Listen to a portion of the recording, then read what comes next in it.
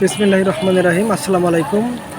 সুপ্রিয় দর্শক শ্রোতা, আপনারা যে চিত্রটি দেখছেন এটি গোপালগঞ্জ শহরেরই একটি চিত্র।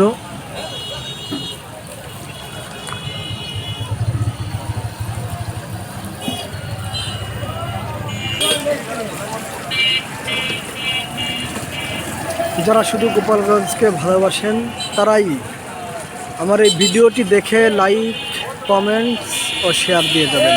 ধন্যবাদ।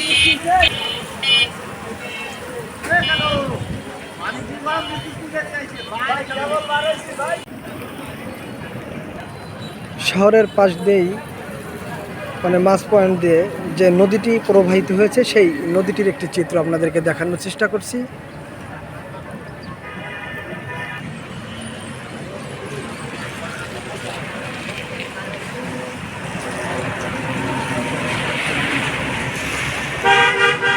ধন্যবাদ।